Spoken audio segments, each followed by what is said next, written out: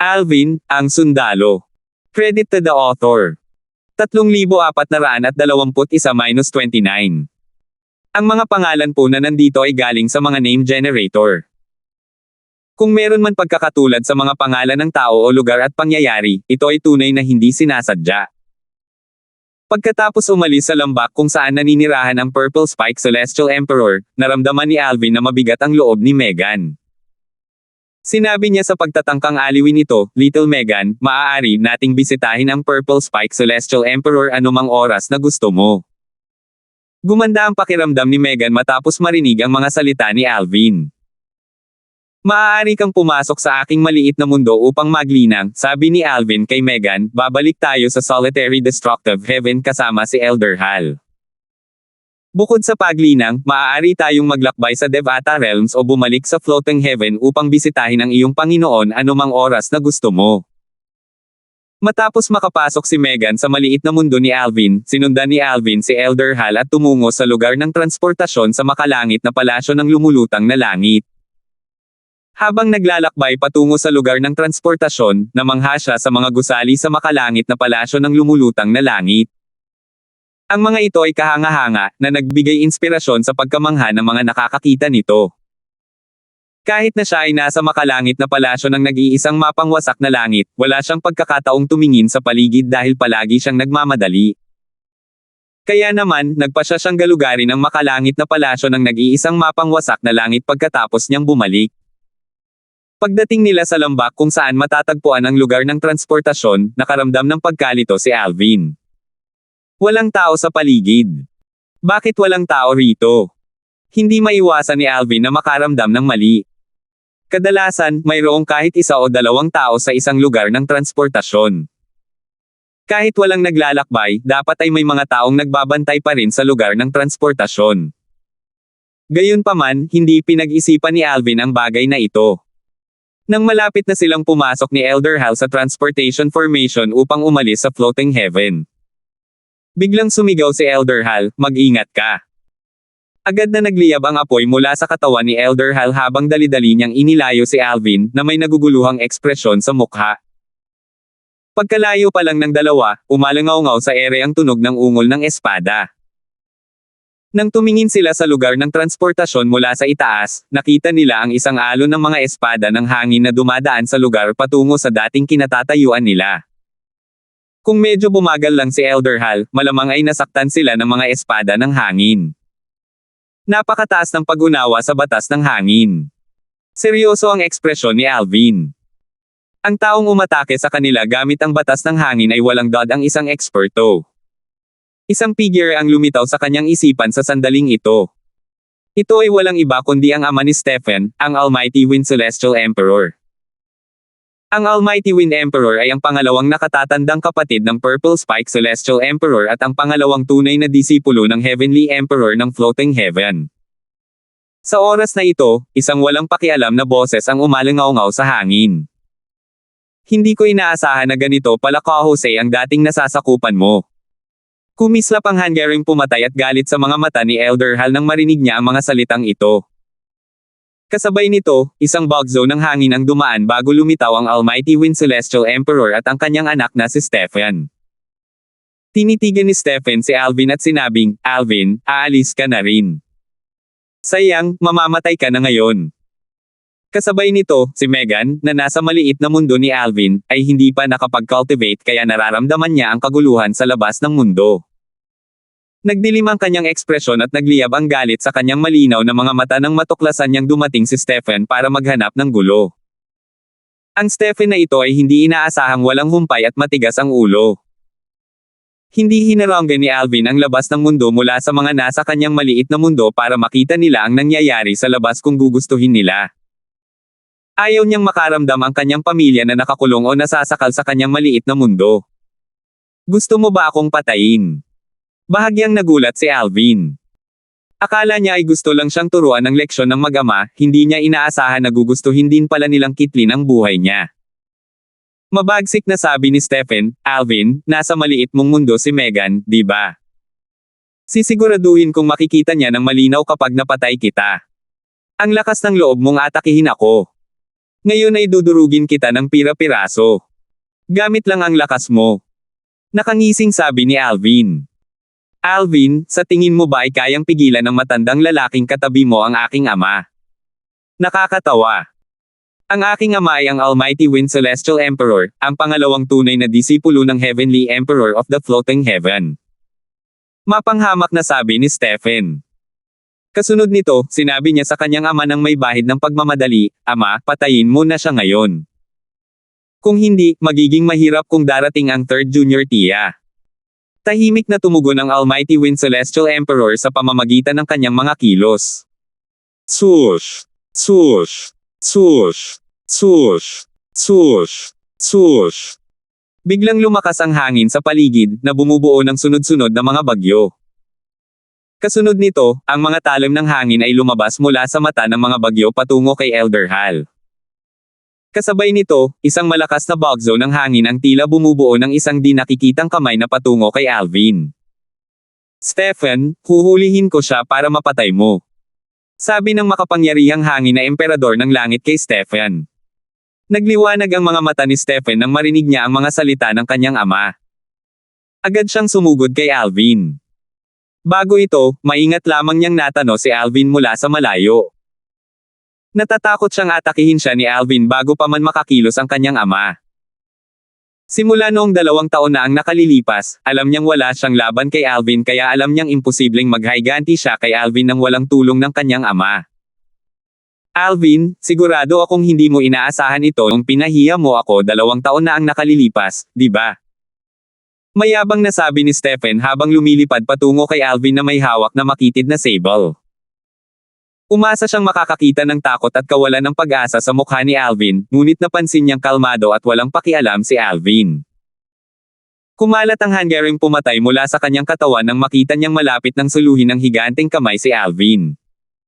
Umungol siya, mamatay ka. Plano kong dahan daw ang pahirapan, ngunit upang maiwasan ang mga pagkakamali, papatayin na lang kita.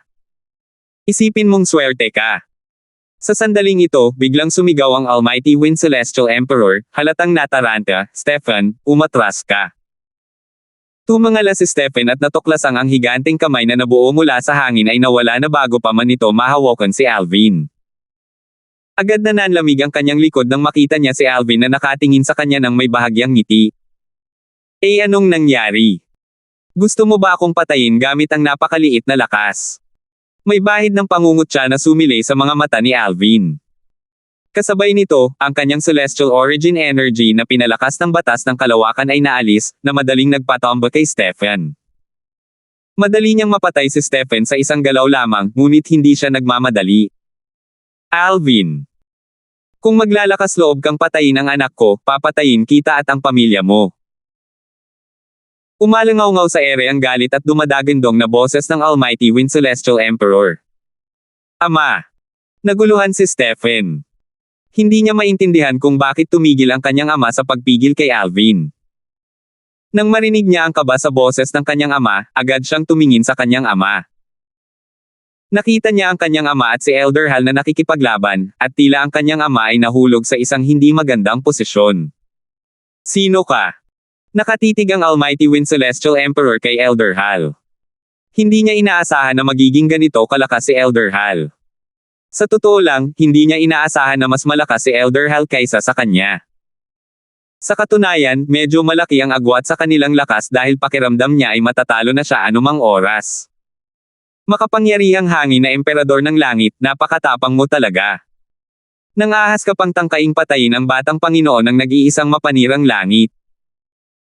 Ang palasyo ng langit ng lumulutang na langit ay may utang na loob sa palasyo ng langit ng nag-iisang mapanirang langit para sa pangyayari ngayon. Ang boses ni Elder Hal na napuno ng kanyang nakakatakot na enerhiya ng langit ay umalangaw-ngaw sa buong palasyo ng langit ng lumulutang na langit. Bagamat maraming nagtatanggol na pormasayon ang palasyo ng lumulutang na langit, hindi gaanong maraming pormasayon na pumipigil sa ingay. Sa makatuwid, ang mga salita ni Elder Hal ay narinig ng halos lahat, na nagdulot ng kaguluhan sa mga miyembro ng palasyo ng lumulutang na langit. Kaninong boses yan? Sinabi ba niya na gustong patayin ng Almighty Wind Celestial Emperor ang Young Master ng Heavenly Palace of Solitary Destructive Heaven? Nanggagaling ang boses na yan sa lugar ng transportasyon. Tara, tingnan natin.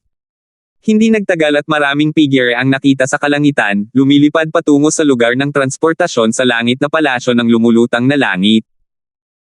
Sa kabilang banda, dahil ang cultivation ground ng Purple Spike Celestial Emperor ay may kasamang noise-canceling formation, hindi niya alam ang kaguluhan sa labas. Mabuti na lang at agad na ipinaalam ng magandang babaeng namamahala sa pagprotekta kay Megan sa Purple Spike Celestial Emperor ang bagay na ito nang marinig niya ang boses ni Elder Hal. Nababaliw na ba siya? Labis na nagbago ang ekspresyon ng Purple Spike Celestial Emperor nang marinig niya na tinangka ng kanyang pangalawang senior brother na patayin si Alvin. 3,422. Ang lugar ng transportasyon sa Heavenly Palace of the Floating Heaven ay sira-sira. Maging ang platapormang bato na pinaglalagyan ng transportation formation ay nawasak, kaya't nawala ng silbi ang formation. Sa itaas ng kalangitan, bumulaga ang mapupulang apoy, nakasabit sa isang berdeng buhawi. Anong sabi mo? Gulat na bulalas ng Almighty Wind Celestial Emperor habang dali-dali niyang hinaranggan ang atake ni Elder Hal.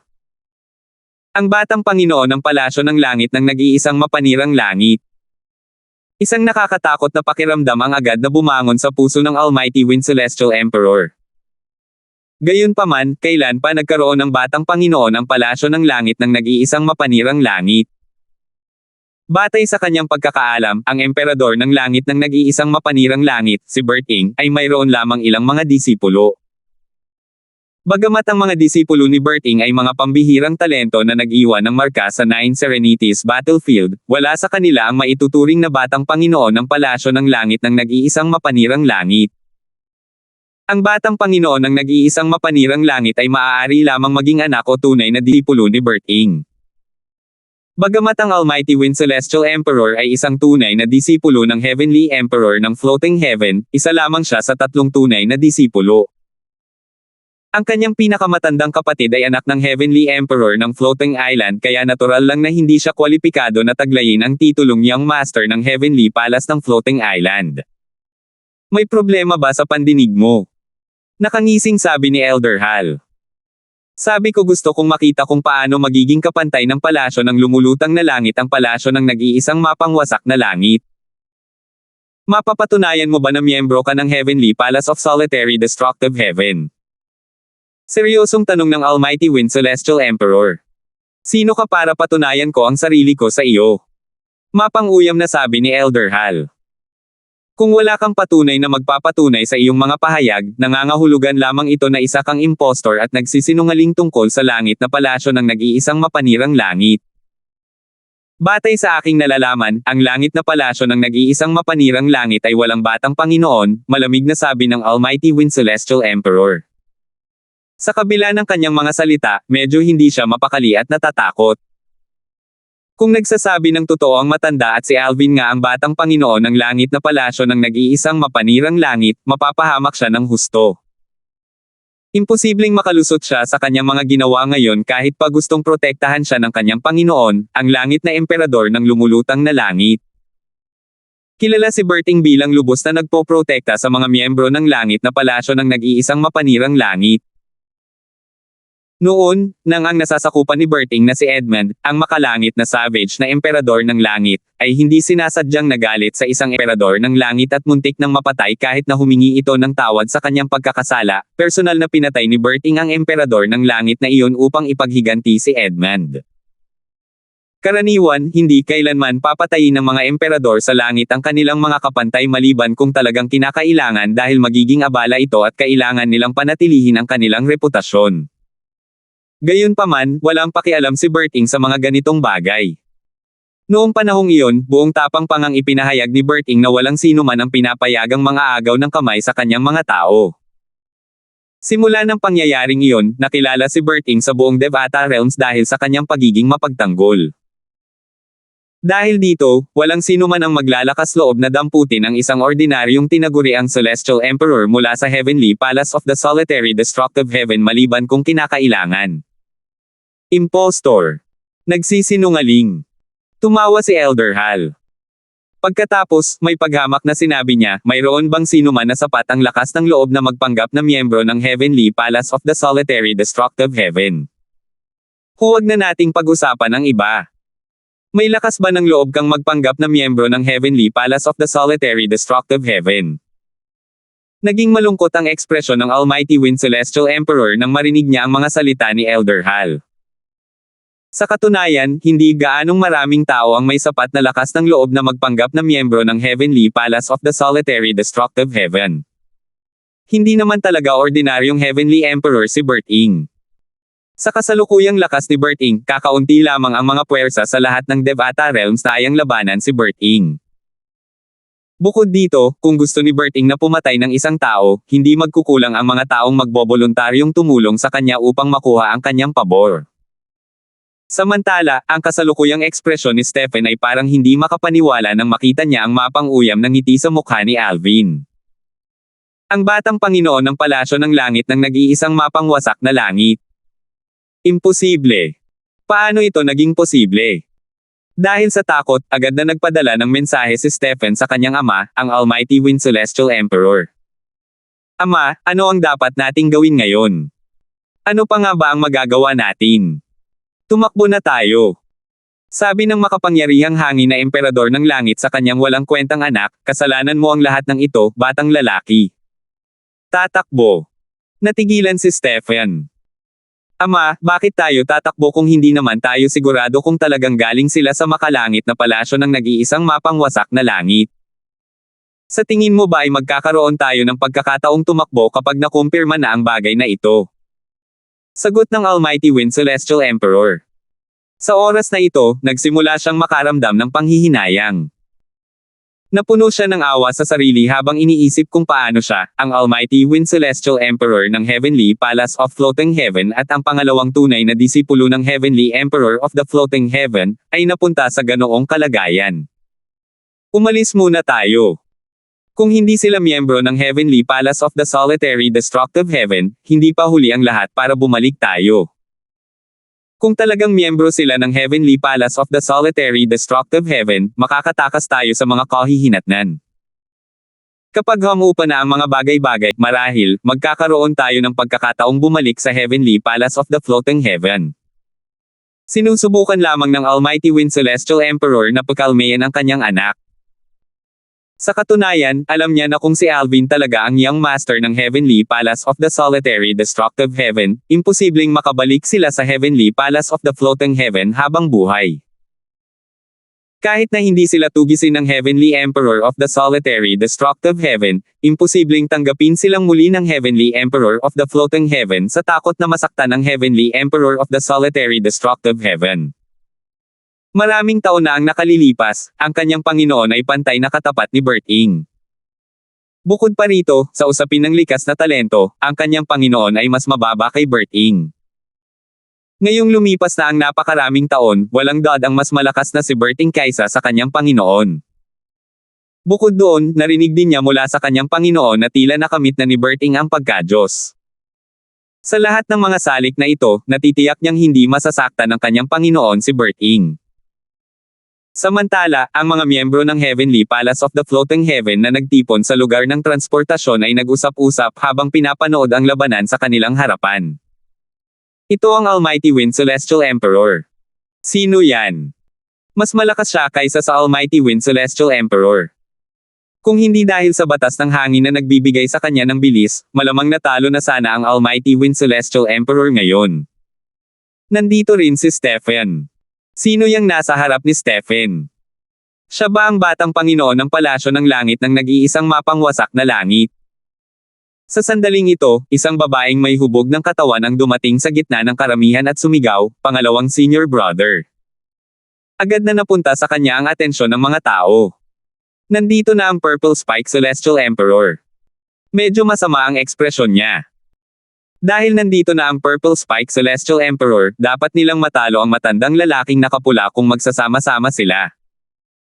Inakala ng mga tao na ang Purple Spike Celestial Emperor ay dumating upang tulungan ang Almighty Wind Celestial Emperor kaya nagulat sila sa sumunod na nangyari. Ang pangalawang senior brother, ang asawa ng aking disipulo, si Alvin, ay tunay ngang disipulo ni Heavenly Emperor Berting ng Solitary Destructive Heaven. Kung hindi ko hahayaang umalis si Megan kasama niya, sabi ng Purple Spike Celestial Emperor sa Almighty Wind Celestial Emperor, na kinukumpirma ang pagkakakilanlan nina Alvin at Elder Hal. Tungkol naman sa iyong kalaban, siya si Elder Hal, ang Golden Crow Celestial Emperor mula sa Heavenly Palace ng Solitary Destructive Heaven. Pangalawa lamang siya kay Edmund, ang Heavenly Savage Celestial Emperor, sa Heavenly Palace ng Solitary Destructive Heaven. Ang makalangit na Savage Celestial Emperor, si Edmund, ang pinakamalakas na may titulong Celestial Emperor sa ilalim ni Berting. Pagkatapos bumalik ni Berting mula sa Azrael, isa sa 7 pinakamalalang lugar sa Devata Realms, sumikat din si Edmund. Hindi gaanong kilala si Elder Hal kumpara kay Edmund. Nabigla ang mga miyembro ng Palasyo ng Langit ng lumulutang na langit sa revelasyon na ito. Tiningnan nila ang makapangyarihang hangin na emperador ng langit ng may kalituhan, nagtataka kung bakit niya gustong patayin ang batang Panginoon ng Palasyo ng Langit ng nag-iisang mapangwasak na langit. Totoo nga. Ang binata na iyon ay ang batang Panginoon ng Palasyo sa langit ng nag-iisang mapangwasak na langit. Mga langit. Ang emperador ng langit ng nag-iisang mapangwasak na langit, si Lord Berting, ay tumanggap na ng isang tunay na disipulo. Bukod pa rito, siya rin ang asawa ng disipulo ng emperador ng langit na Purple Spike. Gusto bang pumatay ng isang taong may ganitong pagkakakilanlan ng Almighty Wind Celestial Emperor? Kapag nalaman ng ating Panginoong Emperador sa langit ang tungkol sa bagay na ito, malamang na hindi niya mapapatawad ang Almighty Wind Celestial Emperor, tama ba? Kasabay nito, napuno ng takot at kawalan ng pag-asa ang mga mata ni Stephen nang marinig niya ang mga salita ng Purple Spike Celestial Emperor. Kahit ang Almighty Wind Celestial Emperor ay nanginag sa takot habang nagmumura sa loob-loob niya, ang gagaw nitong to. Alam mo na pala ang pagkatao ni Alvin simula pa lang. Bakit hindi mo ako binalaan? Kasunod nito, tinanong ng Almighty Wind Celestial Emperor ang Purple Spike Celestial Emperor sa pamamagitan ng voice transmission, third junior sister, noong hinanap, kita 2 taon na ang nakalilipas, alam mo na ang tungkol sa pagkakakilanlan ni Alvin. Oo, sagot ng Purple Spike Celestial Emperor. Bahagyang galit ang maririnig sa boses ng Almighty Wind Celestial Emperor nang magtanong siya, bakit hindi mo sinabi sa akin ang tungkol dito? Dahil nalutas na ang bagay na iyon noong panahong iyon, sa palagay ko ay hindi na kailangang ibunyag ang kanyang pagkakakilanlan, sagot ng Purple Spike Celestial Emperor. Nag-alab sa galit ang Almighty Wind Celestial Emperor nang marinig niya ang sagot ng Purple Spike Celestial Emperor. Kasunod nito, huminga siya malalim bago dali-daling tumabi. Pagkatapos, pinilit niyang ngumiti ng masigla bago sinabi kay Elder Hal, hindi ito pagkakaunawaan. Nagbibiro lang kami ng aking anak na walang pakundangan sa inyo at sa inyong young master. 3,423. Biro lang. Nang marinig ang mga salita ng Almighty Wind Celestial Emperor, hindi lamang sina Elder Hal at Alvin ang natigilan, kundi maging ang Purple Spike Celestial Emperor at ang mga miyembro ng Heavenly Palace of the Floating Heaven ay natigilan. Hindi nila inaasahan na ang Almighty Wind Celestial Emperor ay magiging ganito kawalang hiya. Gayunpaman, matapos nilang isipin ang kanyang kasalukuyang sitwasyon, hindi nila nakitang nakakagulat ang kanyang reaksyon, kung isa sa alang-alang ang desperadong sitwasyon na kanyang kinalalagyan. Marahil, gagawin din nila ang pareho kung sila ay nasa sapatos. Tutal, kung magpapatuloy ang paglala ng sitwasyon, kahit ang kanilang Heavenly Emperor of the Floating Heaven ay hindi siya mailigtas. Gayunpaman, sa palagay ba niya ay gagana ang ganoong kawalang hiya na dahilan? Tumingin ang Almighty Wind Celestial Emperor kay Alvin at mapagkumbabang nagsabi, "Duan, batang Panginoon, dahil hindi ka galang-galang ng anak ko sa iyo, tiyak na parurusahan ko siya ng husto at sisiguraduhin kung hindi siya lilito sa harap mo sa hinaharap. Ayos lang ba sa iyo iyon?" Tumigil ka na sa pagkukunwari, sumulyap si Alvin sa Almighty Wind Celestial Emperor. Malinaw na ayaw niyang palampasin ang mga bagay-bagay. Malamig niyang sinabi, dahil gusto mo akong patayin ng anak mo, si Stephen, paano kita hayaang makalusot? Biro ba para sa iyo ang Heavenly Palace of the Solitary Destructive Heaven? Sa hinaharap, hahayaan ko ba ang mga hindi pumatay sa akin dahil lang sa nagmakaawa sila ng awa? Nakakatawa. Kung ikaw ang nasa sitwasyon ko, hahayaan mo ba akong makatakas? Sandali na namula ang ekspresyon ng Almighty Wind Celestial Emperor bago niya pinanatili ang pilit na masayang ngiti sa kanyang mukha at sinabing, Young Master, dahil ang iyong asawa ay disipulo ng aking third junior sister, ibig sabihin ay ako ang kanyang senior tiyuhin. Mapapatawad mo ba kami para sa kapakanan ng aking third junior sister? Nang marinig ang mga salitang ito, inilipat ni Alvin ang kanyang tingin sa kararating lang na Purple Spike Celestial Emperor. Nagdilim ang ekspresyon ng Purple Spike Celestial Emperor nang marinig niya ang mga salita ng Almighty Wind Celestial Emperor. Nakaramdam siya ng pag-aalab sa kanyang mga pisngi nang tumingin sa kanya si Alvin. Malamig niyang sinabi, Almighty Wind Celestial Emperor, noong sinubukan mo siyang patayin, hindi ba sumagi sa isip mo na magpigil para sa akin? Nagulat ang Almighty Wind Celestial Emperor. Malinaw na sinusubukan ng Purple Spike Celestial Emperor na ilayo ang sarili sa kanya sa pamamagitan ng pagtawag sa kanya gamit ang kanyang titulo sa halip na gamitin ang terminong second senior brother. Malinaw na naglagay siya ng hangganan sa pagitan nila na nagpapaliwanag na hindi niya ito tutulungan. Dahil dito, malinaw sa kanya na wala ng pagbabalik. Dahil isa na lamang ang pagpipilian, at ito ay ang tumakas, ang makapangyarihang hangin na emperador ng langit ay sumugod patungo sa kanyang anak na si Stephen, upang iligtas ito. Natigilan pa rin si Stephen sa gulat matapos kumpirmahin ng Purple Spike Celestial Emperor ang pagkakakilanlan ni Alvin. Bagamat naihanda na niya ang kanyang sarili sa pag-iisip, walang makapaghahanda sa kanya mula sa takot at takot na nagmumula sa kaibuturan ng kanyang puso. Si Alvin ang batang Panginoon ng makalangit na palasyo ng nag-iisang mapangwasak na langit. Stephen, Terena, tumakas na tayo. Sa wakas ay nakabawi si Stephen ng katinoan nang marinig niya ang mga salita ng kanyang ama. Agad na nagliwanag ang kanyang mga mata. Sa kanyang palagay, mahihirapan silang makatakas ng kanyang ama dahil sa bilis ng kanyang ama. Kahit na mas malakas ang kanyang third junior tiya kaysa sa kanyang ama, mas mabagal ang bilis nito dahil naunawaan na ng kanyang ama ang batas ng hangin. Sinusubukan mong tumakas. Natural lang na alam ni Elder Hal na tatakas ang Almighty Wind Celestial Emperor nang makita niyang diretsong papunta ang Almighty Wind Celestial Emperor sa kanyang anak. Dahil dito, sumayaw ang mga gininto ang apoy sa kanyang mga mata bago siya biglang kumislap at naging isang higanteng gininto ang ibon na kasing laki ng isang maliit na burol. Nagngangalit ang mga gininto ang apoy sa paligid ng ibon na nagpapatingkad sa kanyang anyo kahit sa malayo. Swoosh! Swoosh! Swoosh! Bagamat ang batas ng apoy na naunawaan ni Elder Hal ay hindi gaanong nakapagpabilis sa kanyang bilis, bilang isang lumilipad na celestial beast, siya ay pinagkalooban ng bilis. Kasama ang kanyang pag-unawa sa batas ng apoy na mas mataas kaysa sa Almighty Wind Celestial Emperor, ang kanyang bilis ay kapantay ng Almighty Wind Celestial Emperor.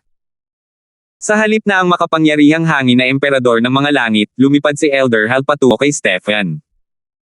Alam niyang hindi aalis ang makapangyarihang hangin na emperador ng mga langit nang wala ang kanyang anak. Hindi inaasahan ng Almighty Wind Celestial Emperor na magiging ganito kabila si Elder Hal matapos bumalik sa kanyang tunay na anyo. Agad na nagbago ang kanyang ekspresyon. Pagkatapos, walang pag-aalinlangan, iniwan niya ang kanyang anak at tumakas patungo sa malayo. Dahil ang bilis ni Elder Hal ay kapantay lamang ng Almighty Wind Celestial Emperor, nahirapan siyang mahabol ang Almighty Wind Celestial Emperor dahil mabilis itong nakarating. Kung ang Almighty Wind Celestial Emperor ay isang tagalabas, mahihirapan siyang umalis sa Heavenly Palace of the Floating Heaven. Gayunpaman, bilang isang may titulong Celestial Emperor sa Heavenly Palace of the Floating Heaven at pangalawang tunay na disipulo ng Heavenly Emperor nito, kilala niya ang Heavenly Palace na parang likod ng kanyang kamay.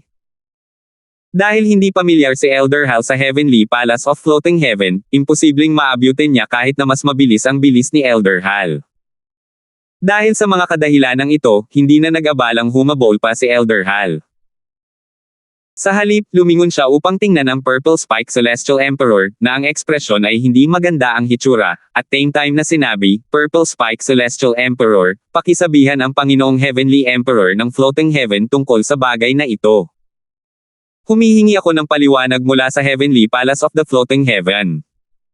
Magpakatatag ka, Elder Hal. Ang palasyo ng langit ng lumulutang na langit ay magbibigay sa iyo ng kasiyasyang paliwanag, sabi ng emperador ng langit na may pearl spike.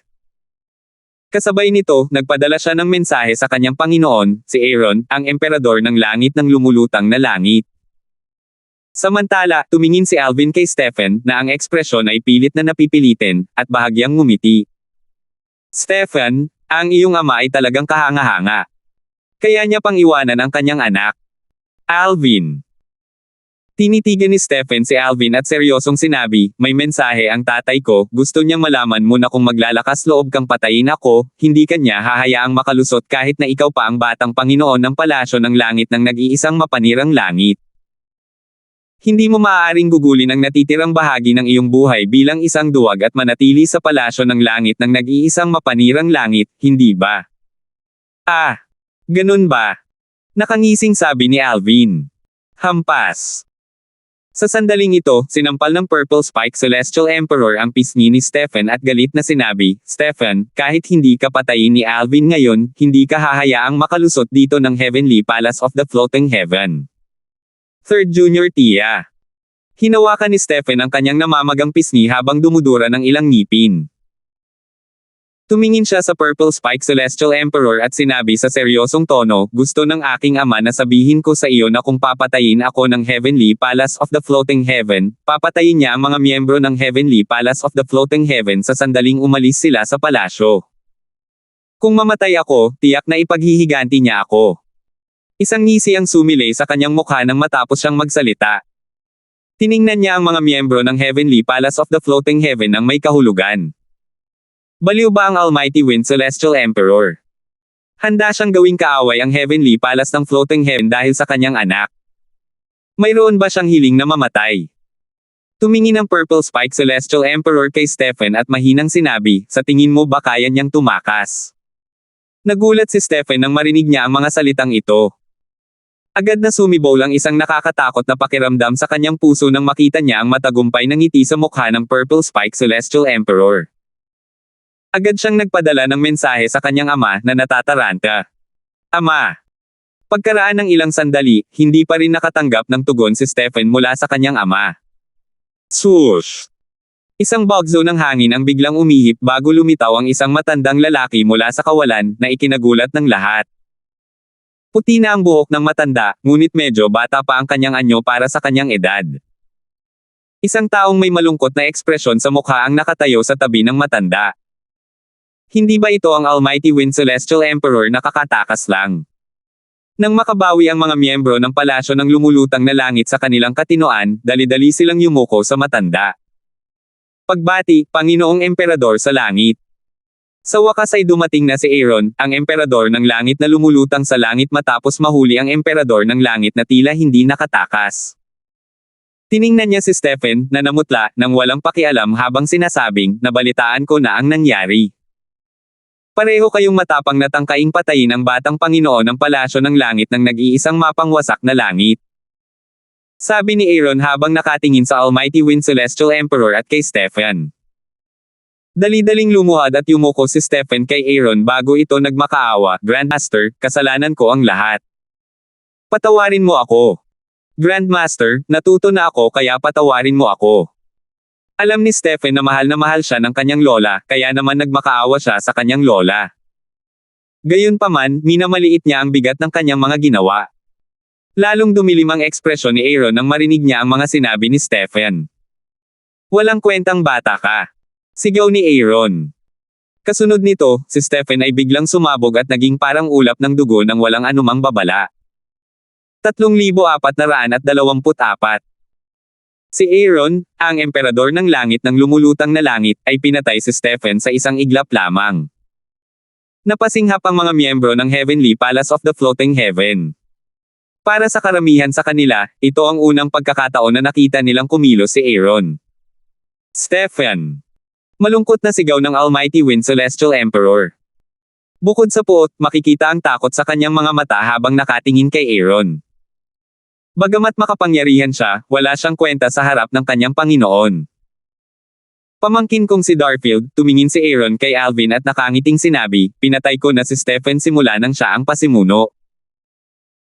Tungkol naman kay Asher, ayos lang ba na iligtas ang buhay niya dahil ang mga ginawa niya ay bunga ng pagmamahal niya sa anak niya? Hindi na hinintay ang sagot ni Alvin, nagpatuloy si Aaron sa pagsasalita, natural lang, mapaparusahan pa rin si Asher. Makukulong siya ng 100 taon. Nanlumo si Alvin nang marinig niya ang mga sinabi ni Aaron. Sa kabilang banda, tinaasan ni Elder Hal kilay. Malinaw sa dalawa na sinusubukan ni Aaron na iligtas ang buhay ng Almighty Wind Celestial Emperor sa pamamagitan ng pagsisi kay Stefan. Anong klaseng parusa ang mahatulan ng 100 taong pagkakakulong? Wala itong halaga para sa isang taong tulad ng Almighty Wind Celestial Emperor. Bukod pa rito, sino ang makakasiguro na tutuparin ni Aaron ang kanyang mga salita pagkatapos nilang umalis? Bago pa makapagsalita si Alvin, sinabi ni Elder Hal, Panginoong Emperador sa langit, hindi ba sa tingin mo ay masyadong magaan ang parusa ng iyong disipulo? Bagamat hindi siya ang pasimuno, dapat din siyang managot sa kanyang mga ginawa. Nagdilim ang kanyang ekspresyon sa pagtatapos ng kanyang mga salita.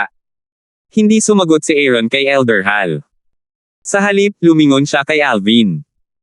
Natural lang, alam na niya kung sino ang nag-utos ng gulo.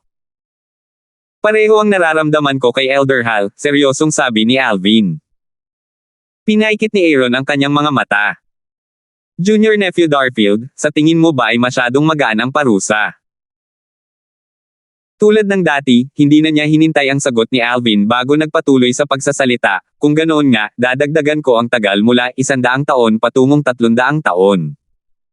Junior Nephew Darfield, dapat ay masiyahan ka rito, di ba? Pagkatapos niyang magsalita, tiningnan niya si Alvin ng may kahulugan. Dumilim ang ekspresyon ni Alvin. Pakiramdam niya ay nainsulto siya. Nang magsasalita na sana si Alvin, nakatanggap siya ng isang voice transmission mula sa Purple Spike Celestial Emperor. Alvin, halatang determinado ang aking Panginoon na iligtas ang aking pangalawang senior brother. Kahit ano pa ang sabihin mo, hindi nito mababago ang kanyang isip maliban kung nandito ang iyong Panginoon. Minaliit ko ang kahalagahan ng aking pangalawang senior brother sa aking Panginoon. Nagulat din ang Purple Spike Celestial Emperor sa kinalabasan nito. Tiyak siyang hindi patatawarin ng kanyang Panginoon ang mag-ama sa kanilang mga ginawa. Tutal, ang kanilang mga ginawa ay maaaring humantong sa kapwa-pahamak na mga kahihinatnan. Alam ng lahat kung gaano kaprotektahan ni Berting ang kanyang mga tao, lalo na ang kanyang tunay na disipulo. Hindi niya inakalang papatayin lang ng kanyang Panginoon si Stefan. Marahil, hindi iniisip ng aking Panginoon na hindi masisiyahan si Heavenly Emperor Berting sa kanyang desisyon. Magkaibigan naman sila, kung tutuusin. Bukod dito, walang sino man ang maaaring magsabi na hindi naaangkop ang pakikitungo ng aking Panginoon sa bagay na ito dahil mahirap matukoy kung gaano kalaki ang responsibilidad na dapat pasanin ng aking pangalawang nakatatandang kapatid kaugnay nito. Si Alvin, na galit, ay kumalma matapos niyang pag-isipan ang mga salita ng Purple Spike Celestial Emperor. Sa huli, sinabi niya, dahil nagsalita na si Heavenly Emperor Yang, wala na akong pagtutol. Halatang naging malamig ang ugali ni Alvin. Hindi man lang niya tinawag si Aaron bilang senior uncle. Inaasahan na ito ni Aaron kaya nanatili siyang kalmado. Aniya, dahil nawasak na ang lugar ng transportasyon sa palasyo ng lumulutang na langit, matatagalan pa bago ito muling maitayo. Junior Nephew Darfield, kung nagmamadali kang umalis, maaari kang pumunta sa lugar ng transportasyon na pinakamalapit sa aking palasyo ng langit. Kung hindi ka nagmamadali, maaari kang maghintay na muling maitayo ang lugar ng transportasyon dito. Nagmamadali kaming bumalik sa solitary destructive heaven, walang tonong sagot ni Alvin. Ayaw na niyang magtagal pa. Pagkatapos magpaalam sa Purple Spike Celestial Emperor, umalis siya kasama si Elder Hal. Kasabay nito, kumislap ang kawalang kasiyahan at kawalang kasiyahan sa mga mata ni Elder Hal. Pagkaalis nila, galit na galit niyang sinabi, paano nang ahas si Aaron na protektahan ang kanyang pangalawang disipulo ng walang kahihiyan? Hindi ba siya natatakot na hihingi ng paliwanag ang ating Panginoong Emperador sa langit? Kahit hanapin pa ni Master si Aaron, ipipilit pa rin ni Aaron ang lahat kay Stephen at igigiit na ang Almighty Wind Celestial Emperor ay kumilos lamang dahil sa pagmamahal, sabi ni Alvin habang umiiling, isipin mo. Kung hahayaan na lang ng Master ang lahat, mabubuhay ang Almighty Wind Celestial Emperor. Kung hihingi ng paliwanag ang Master, sa oras na iyon, hindi pa huli ang lahat para patayin ni Aaron ang Almighty Wind Celestial Emperor para mapagan ang loob ng Master. Alinman sa dalawa, hindi na kailangang managot si Aaron. Isa talaga siyang tusong matandang Zorro. Bago ang insidente ngayon, maganda ang impresyon ni Alvin kay Aaron. Nakatulong na binigyan siya ni Aaron ng isang natatanging kayamanan kahit hindi alam ni Aaron kung gaano ito kahalaga. Napakahalaga ng kayamanan na makakatulong ito kay Hana na i-upgrade ang 7 Orifices Exquisite Sword tungo sa isang Supreme Grade Divine Artifact. Gayunpaman, pagkatapos ng insidente ngayon, ang gandang impresyong iyon ay lubhang nabawasan. Dahil tumanggi si Aaron na patayin ang Almighty Wind Celestial Emperor, nagpasya siyang pumayag. Ituturing na lamang niya ito bilang kapalit ng maliit na butil na natanggap niya. Ang tanging dahilan kung bakit siya binigyan ng matandang Zorro ng regalo ay dahil lamang sa katotohanan siya ang tunay na disipulo ni Bert Ing. Young Master, matalino ka. Bumantong hininga si Elder Hal. Napagtanto niyang tama si Alvin matapos niya itong pag-isipan sandali. Si Aaron, ang Heavenly Emperor ng Floating Heaven, ay buong tapang na pinrotektahan ang kanyang disipulo dahil lubusan niyang kinalkila ang lahat. Tulad ng sinabi ni Alvin, hindi pa huli ang lahat para patayin ang kanyang disipulo kung sakaling magpahayag ng kanyang pagkadismaya si Bert Ing sa kalaunan. Dahil dito, matagumpay niyang nausagap ang pagkakataong mabuhay ang kanyang disipulo. Nilisan ni Alvin at Elder Hal ang palasyo ng lumulutang na langit na may pagkadismaya. Sa lupang pinaglilinangan ni Aaron. Tiningnan ng Almighty Wind Celestial Emperor ang matandang lalaking may puting buhok na may pulang mga mata. Asher, sana ay hindi mo ako masisisi, bumantong hininga si Aaron habang sinasabi, kinailangan kong patayin ang anak mo para iligtas ang buhay mo. Dahil pareho kayong may kasalanan, kailangan kong gumawa ng paraan para magpaliwanag kay Bert Ing. Kung hindi ako kikilos, lalala ang sitwasyon kung sakaling dumating si Bert Ing mamaya. Dahil patay na ang anak mo, malabong personal siyang pumunta para humingi ng paliwanag at makipag-away sa akin. Gayunpaman, kung talagang pupunta siya at hihingi ng iyong kamatayan, wala akong magagawa para protektahan ka. Kaya naman, dapat mong maingat na pag-isipan ang susunod mong hakbang. Nasa iyo kung gusto mong magpatuloy dito o umalis at maghanap ng lugar na mapagtatagwan. Hindi sigurado ang iyong kapalaran kung mananatili ka rito. Kung ako sa iyo, pansamantala akong aalis hanggang sa matukoy natin ang paninindigan ni Bert Ing. Guru. Lumuhad ang makapangyarihang hangin na emperador ng langit at nagyuko. Patawarin mo ako sa pagiging walang galang matapos mong patayin si Stephen. Akala ko papatayin mo rin ako para mapalubag ang loob ng batang Panginoon ng palasyo ng langit ng nag-iisang mapangwasak na langit. Hindi ko inaasahan na paprotektahan mo ako. Pagkatapos niyang magsalita, 3 beses pa siyang nagyuko sa kanyang Panginoon. Nakasama kita ng napakaraming taon. Paano ako makakagawa ng wala at panoorin kang mamatay? Umiling si Aaron at bumantong hininga. Asher, nakapagdesisyon ka na ba? Mananatili ka ba o aalis? Guru, napagdesisyonan ko nang umalis, malungkot na sabi ng Almighty Wind Celestial Emperor habang sinasabi niya, ayaw kong hayaang may ibang magdesisyon ng kapalaran ko kahit pa siya ang Heavenly Emperor ng Solitary Destructive Heaven. Kumislap ang hanggaring pumatay sa mga mata ng Almighty Wind Celestial Emperor. Determinado siyang ipaghiganti ang kanyang anak. Bagamat pinatay si Stephen ng kanyang amo na si Aaron, ginawa ito ng kanyang amo upang mapanatili ang kanyang buhay. Paano niya masisisi ang kanyang amo? Dahil dito, ibinuhos niya ang lahat ng sisi kay Alvin. 3,425. Lingid sa kaalaman ni Alvin, pagkatapos nilang bumalik ni Elder Hal sa Solitary Destructive Heaven, ang Almighty Wind Celestial Emperor na si Asher, ay umalis din sa Heavenly Palace of the Floating Heaven. Hindi pa rin maalis ni Alvin ang kanyang pagkadismaya. Alam na alam niya na si Aaron, ang Heavenly Emperor ng Floating Heaven, ay nagpupumilit na protektahan ang Almighty Wind Celestial Emperor dahil wala ang kanyang amo, si Bert-Ing. Ang kanyang pagkadismaya ay kadalasang nagmumula sa kanyang pakiramdam na mahina. Kung tutuusin, kung mas malakas siya kaysa kay Aaron, hindi magagawang protektahan ni Aaron ang Almighty Wind Celestial kahit wala si Bert-Ing. Masyado pa rin akong mahina. Sa paningin ni Aaron, para lang akong isang maliit na langgam. Hindi sana siya magiging ganito kabait kung hindi dahil sa aking Panginoon. Naisip ni Alvin sa sarili. Tama nga siya. Tinatrato lang siya ni Aaron ng ganito kabait at kainit dahil siya lang ang tunay na disipulo ni Bert-Ing. Kung hindi dahil dito, hindi sana siya kinausap ni Aaron. Dahil bumagsak ang tiwala sa sarili ni Alvin dahil sa kanyang panahon sa langit na palasyo ng lumulutang na langit, naging abala siya sa paglilinang sa kanyang silid, pagkatapos bumalik sa langit na palasyo ng nag-iisang mapang wasak na langit. Samantala, ang kanyang pamilya at mga kaibigan ay nagpatuloy sa paglinang sa kanyang maliit na mundo. Hindi na kailangang sabihin pa, nilinang din ni Alvin ang paggamit ng Heaven and Earth Spirit Energy sa kanyang little world. Tutal, kahit ang Heaven and Earth Spirit Energy sa Heavenly Palace ng Solitary Destructive Heaven ay hindi maihahambing sa nasa kanyang little world. Kahit ang Heaven and Earth Spirit Energy ng Divine Crystal ay hindi maihahambing sa labi ng Heaven and Earth Spirit Energy ng isang Realm of God sa kanyang little world. Nadama ng mga magulang ni Alvin, sina Raymond at Rosa, na mas makabubuting manatili sa maliit na mundo ni Alvin.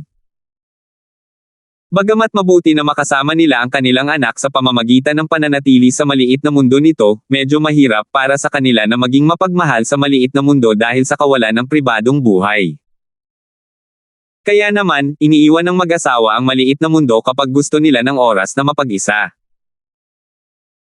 Tutal, ang tirahan ng kanilang anak sa makalangit na palasyo ng nag-iisang mapangwasak na langit ay may napakaraming silid kaya't sapat na ang mga silid para sa lahat ng kanyang pamilya at mga kaibigan. Isa sa mga araw na iyon, nilisan ng mga magulang ni Alvin ang kanyang maliit na mundo, at sinabi ng kanyang ina na si Rosa, kung kailan ko gusto kong bisitahin ang Saint Province Realm. Matagal na rin mula noong bumalik tayo. Tumango si Raymond. Sige. Maghintay muna tayo bago tayo bumalik. Ang Saint Province Realm ay isa lamang sa maraming makamundong kaharian.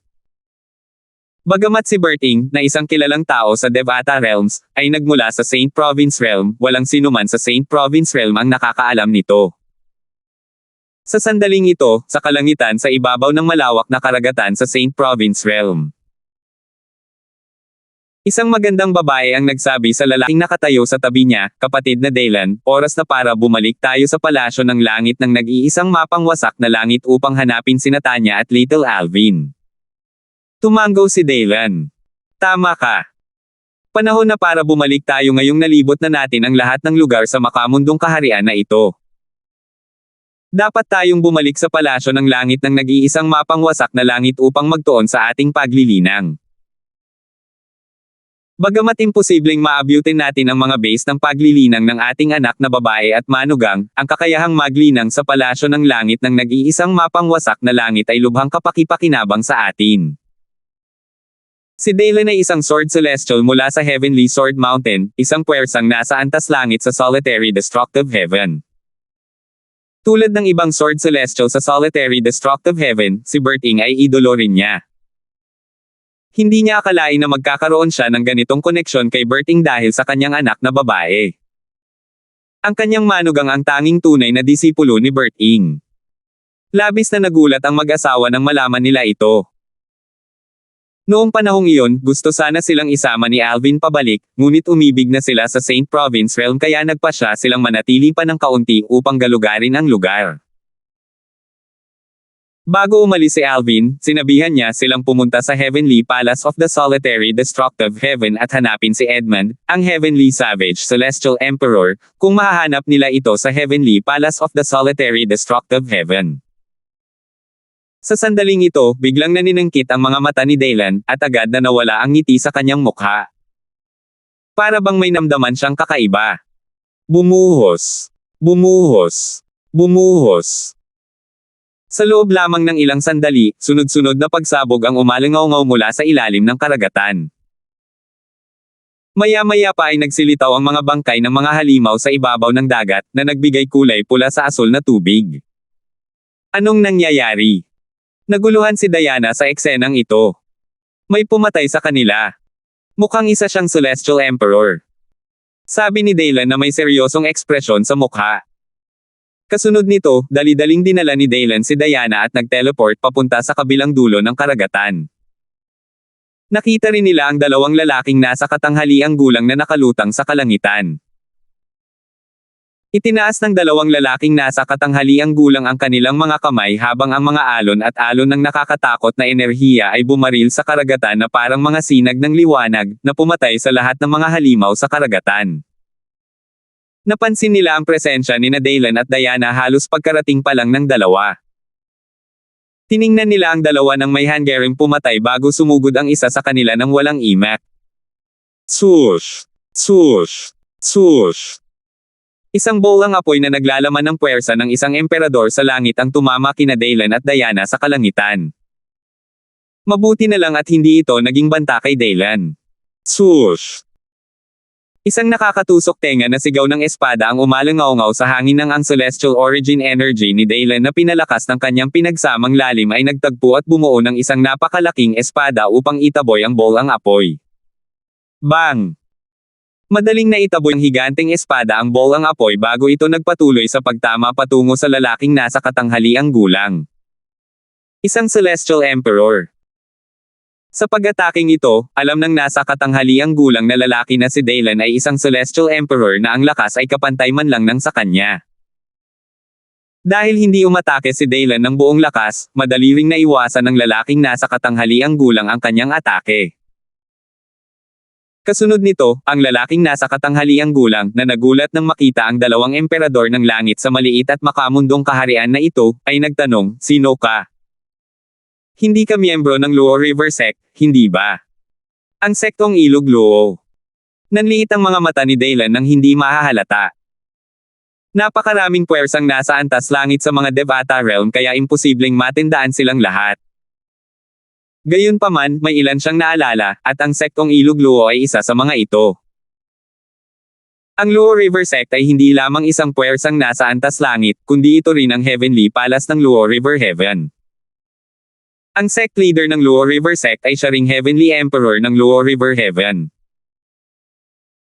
Sa makatuwid, hindi ito isang puwersa na maihahambing sa mga puwersang nasa antas langit tulad ng Heavenly Sword Mountain mula sa Solitary Destructive Heaven at ng Boundless Heaven's Heavenly Pool Palace.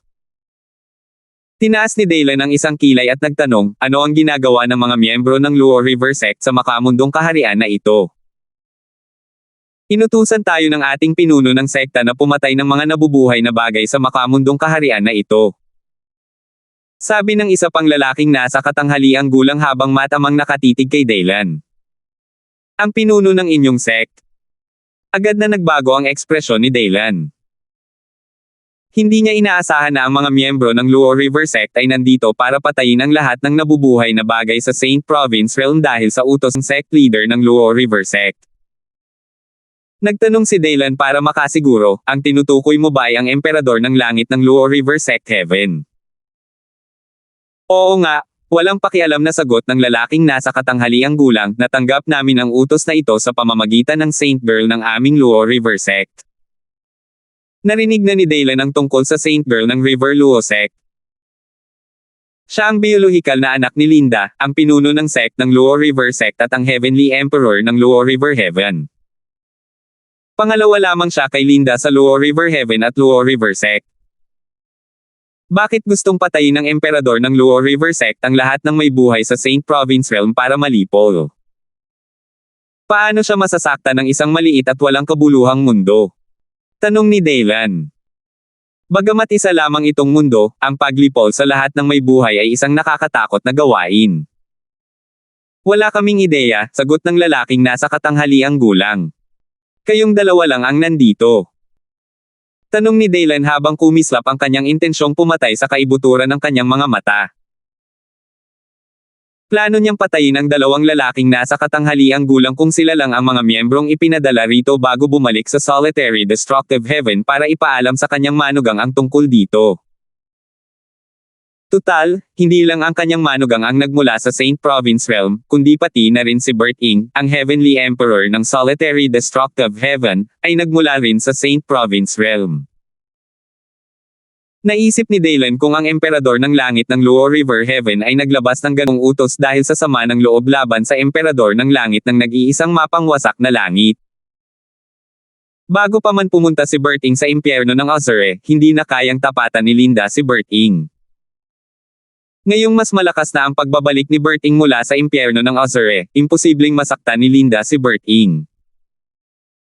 Bukod dito, ang mga bulong-bulungan na si Bert Ing ay naging Diyos ay kumalat na sa lahat ng Devata Realms. Kailangang maging baliw si Linda para sadyang pukawin si Bert Ing. Siyempre hindi. Umiling ang lalaking nasa katanghaliang gulang, hindi alam ang balak pumatay ni Dalen. Sabi niya, mayroong hindi bababa sa 100 miyembro dito, pinamumunuan ng dalawang may titulong Celestial Emperors. Nang marinig ang mga salitang ito, biglang bumilis ang tibok ng puso ni Dalen. Pagkatapos, nakangiti niyang sinabi, nagkataon lang na pinili naming mag-asawa na bumisita sa isang makamundong kaharian na nakasakit sa Emperador ng Langit ng Luo River Heaven. Dahil pareho kayong tumutupad sa inyong mga tungkulin, hindi kami makakaabala sa inyo. 3,426. Pagkatapos magsalita ni Dalen, inilabas niya ang formation compass na ibinigay sa kanya ni Alvin at dali-daling binuksan ito upang makabalik sa Heavenly Palace ng Solitary Destructive Heaven. Ang formation compass ay, sa katunayan, ibinigay kay Alvin ni Elder Hal. Kaya nitong ibalik ang isa sa langit na palasyo ng nag-iisang mapangwasak na langit kahit nasaan pa siya. Bukod pa riyan, kapag kinilala na ng formation compass may-ari, wala nang silbi pa para sa iba na angkinan ito dahil kusang masisira ito pagkamatay ng may-ari nito. Swoosh! Bago pa man makasagot ang lalaking nasa katanghaliang gulang, nawala na si Dalen kasama si Diana. Nang malaman niya na mayroong dalawang may titulong Celestial Emperor mula sa Luo River Sect na dumating sa Saint Province Realm, agad na nakaramdam siya ng panganib. Kaya naman, hindi na siya nang ahas na mag-aksaya ng oras at agad na ginamit ang formation compass para umalis sa Saint Province Realm. Kung dumating ang mga may titulong Celestial Emperor bago siya umalis, huli na para makatakas sila ng kanyang asawa kung balak silang patayin ng dalawang may titulong Celestial Emperor. Hindi nagtagal matapos umalis sina Dalen at Diana sa formation compass, isang matandang lalaki ang lumitaw, tila galing sa kawalan. Tinitigan niya ng masama ang dalawang lalaking nasa katanghaliang gulang habang nagtatanong, nasaan sila? Isa sa mga lalaking nasa katanghaliang gulang ang nagsabi ng may mapait na ngiti, Elder Shu, umalis sila gamit ang isang formation compass. Elder Shu, sabi ng isa sa kanila ay pumunta sila rito para mag-relax. Dahil hindi sila taga Saint Province Realm, hindi naman kailangang patayin sila, di ba? Nag-aalangan na tanong ng isa pang lalaking nasa katanghaliang gulang. Ano? Dahil lang sa sinabi niyang hindi siya taga Saint Province Realm, ganoon na lang kayo kabilas maniwala sa kanya. Tiningnan ng matanda ang dalawang lalaking nasa katanghaliang gulang na parang mga tanga. Napakaraming makamundong realm. Sa tingin mo ba talaga ay nagkataon lang na nandito sila? May dahilan siguro kung bakit sila nandito. Malamang nagaling sila sa Saint Province Realm. Pagkatapos ng isang sandaling katahimikan, nakasimangot na sabi ng matanda, gayunpaman, medyo kakaiba. Bakit sila tumakas kung mas malakas sila kaysa sa inyong dalawa?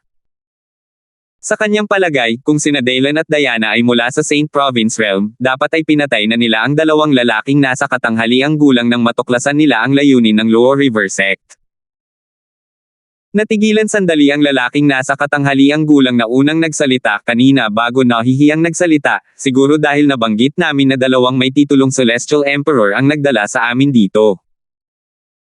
Tumango ang isa pang lalaking nasa katanghaliang gulang habang sumasabay, tama. Kahit makapangyarihan ang lalaking iyon, hindi siya isang may titulong Celestial Emperor. Dahil nagmamadali silang umalis, malamang natatakot sila na baka pumunta tayo rito at patayin sila, nakangising sabi ng matanda. Malinaw na isa siya sa dalawang tinaguriang Celestial Emperor na namuno sa mga miyembro ng Luo River Sect patungo sa Saint Province Realm. Bilasan mo at patayin mo ang lahat ng may buhay na makakasalubong mo. Kapag humingi ng dagdag na tulong ang dalawang iyon, magiging abala ito. Kapag bumalik tayo para humingi ng tulong, tiyak na sisisihin tayo ng Saint Girl at ng sect leader sa ating kawalan ng kakayahan. Seryosong sabi ng matanda. Pagkatapos magsalita ng matanda, dali-daling kumilos ang dalawang lalaking nasa katanghaliang gulang upang isagawa ang kanilang mga tungkulin. Kasunod nito, nagpadala ng mensahe ang matanda sa iba upang ipaalam sa kanila ang bagay na ito. Dahil dito, ang Saint Province Realm ay dumanas ng isang walang kapantay na kalamidad. Dumaloy ang dugo na parang mga ilog habang ang mga naninirahan dito ay walang awang at brutal na pinaslang ng mga miyembro ng Luo River Sect na tila walang talo kaya't maging ang mga Martial Emperor at iba pang makapangyarihang mga cultivator na walang sekta ay madaling napatay sa loob ng ilang segundo. Pagkatapos umalis ni Daylan at Diana sa Saint Province Realm, nakarating sila sa Heavenly Palace ng Solitary Destructive Heaven. Natigilan ng taong nagbabantay sa formation sa kanilang biglaang paglitaw. Maaari ko bang itanong ang mga pangalan ninyo? Dahil ang formation na ito ay para lamang sa mga nagtataglay ng kakaibang formation compass ng Heavenly Palace ng Solitary Destructive Heaven, natural na magalang ang gwardya kina Daylan at Diana. Ginoo, ito ba ang palasyo ng langit ng nag-iisang mapang wasak na langit? Tanong ni Daylan. Oo. Ang tinaguriang Celestial Emperor na nagbabantay sa formation ay nalito sa tanong ni Daylan. Hindi niya maintindihan kung bakit nagtatanong ng ganoong kaitingang tanong ang lalaking nasa harap niya. Ginoo, narito ako para hanapin ang inyong batang Panginoon, si Alvin. Sa kanya ako. Ayos lang. Padadalhan ko siya ng mensahe ngayon, sabi ni Daylan. Noong una, plano niyang ibunyag ang kanyang pagkakakilanlan para madala siya ng gwardya kay Alvin. Gayunpaman, naisip niyang mas mabilis kung personal siyang magpapadala ng mensahe kay Alvin. Si Alvin na nasa kalagitnaan ng paglilinang ay naputol ng bigla ang mensahe ni Daylan. Nagliyab ang kanyang mga mata nang marinig niya ang ginagawa ng Luo River Sect. Ang sumpaman na Luo River Sect na yan. Bagamat inaasahan ni Alvin na ang emperador ng langit ng Luo River Heaven ay darating upang maghanap sa kanya para sa paghihiganti, hindi niya inaasahan na magiging baliw ito para utusan ang kanyang mga tauhan na lipulin ang lahat ng nabubuhay na bagay sa Saint Province Realm. Tutal, ang Saint Province Realm ay isang maliit na pangmundo lamang na kaharian, hindi ito dapat makaakit ng anumang atensyon mula sa isang emperador ng langit ng isang Devata Realm. Natural, alam niya na ito ay dahil pinatay niya ang kaluluwa ng taong sumapi kay Sonya.